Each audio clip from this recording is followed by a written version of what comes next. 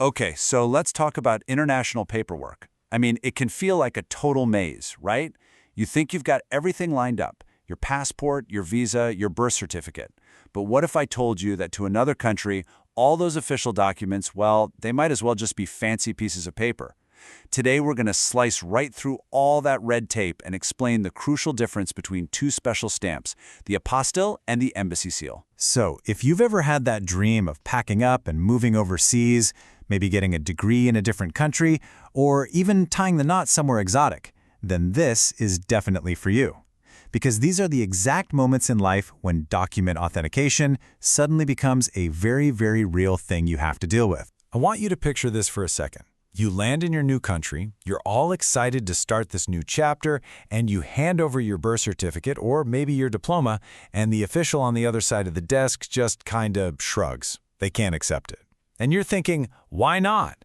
Well, it's because it's missing this special kind of proof that it's the real deal. And look, this is not some made-up problem.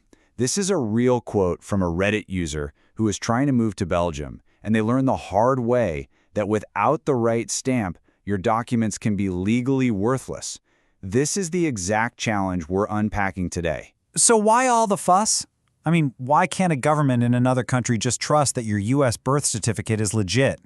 Well, the whole problem really boils down to one simple thing: verification. You know, this Reddit user puts it perfectly, and it's kind of hilarious. Just think about it for a sec. There are literally thousands of different offices in the U.S. alone that issue official documents. An official sitting in an office in Spain or Japan has no way of knowing if the signature and the seal on your paperwork are real or if, you just drew it in your basement. And that brings us to a really important point. This whole process, this authentication, it's not about checking the content of your document, like your actual birthday. It's all about verifying its origin. Is that signature from a real public official? Is that seal the real deal? That's what a foreign country has to know. So, to solve this trust issue, two main systems have popped up over the years. On one side, you have the old-school traditional way, which is called embassy legalization. And on the other side, you've got a much simpler, more modern fix, the apostille. Let's break down how each one works. All right, let's start with the traditional path, embassy legalization. Don't think of this as one simple step. Oh no, think of it more like a chain of command for your paperwork, where every single link in that chain just adds more time and more headaches. So this is your typical kind of crazy legalization chain. Let's say you've got a document from Maryland and you need it to be accepted in a country like Thailand. Okay, first a notary has to certify it. Then the county clerk has to certify the notary. Then the Secretary of State certifies the clerk. Then the U.S. Department of State has to certify them. And then, finally, the Thai embassy here in the U.S. adds the last stamp. Every step is just verifying the person who signed before them. As you can imagine, it is slow, it's a pain, and it can get really pricey. Now, the good news: you only have to go through this whole bureaucratic marathon if the country where you need to use the document is not part of a special club, a special treaty.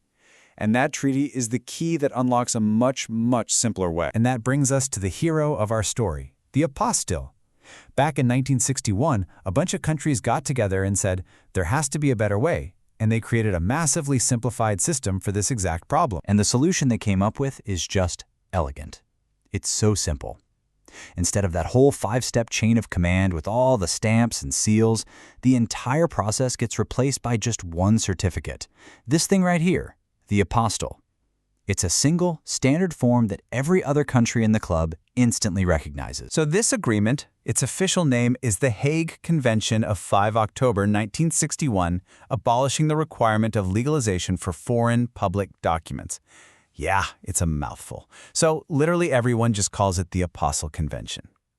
And its whole point was to just slash the time, the cost, and all the headaches of making documents official across borders. And boy, has it been a huge success. As of 2025, you've got 127 countries in what you could call the Apostille Club. We're talking the United States, all of the European Union, Australia, Japan, and so many more. What that means for you is that the chances are pretty high that the country you're headed to is already a member. So now we get to the big question. You know these two paths exist, but how in the world do you figure out which one your document needs to take? Well, believe it or not, the choice between these two roads, the complicated one and the simple one, it all comes down to a single, very straightforward question. All you have to do is check one thing. Is the country where you're going to use the document a member of the Hague Apostille Convention? If the answer is yes, boom, you need an apostille. If the answer is no, and this is for countries like Canada, China, or Vietnam, then you have to go through that full multi-step embassy legalization process. It's really that simple. Okay, so now you know which path to take. But before you start, there are a few really important details you've got to know. These are the little things that can easily trip people up. First up, let's talk about money. Getting an apostille isn't free, but what's really surprising is how much the price can change.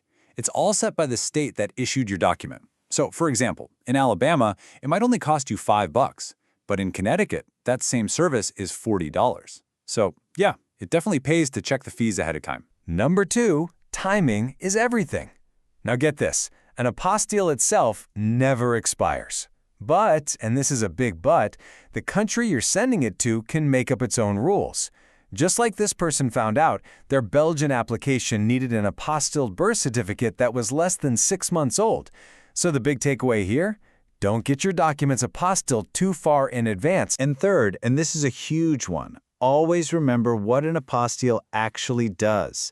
It simply proves that the signature of the official and the seal on your document are real. It does not mean the foreign government has checked or approved the content of your document. It is purely 100% a certification of where it came from. So, to put it all together, the journey to actually get an apostille is pretty straightforward. You get a fresh, official copy of your document, you find the right competent authority, which is usually just the Secretary of State's office, you send them the document and the fee, and they'll send it back with that all-important apostille certificate attached. So when you look at the journey from that painstaking, multi-step embassy chain to the simple, one-and-done apostille, the trend is pretty clear. Simplification is winning. The Apostille Convention has already made life so much easier for millions of people. It leaves you with a really interesting question. As more and more countries join the club, are we actually watching the slow extinction of the old embassy seal?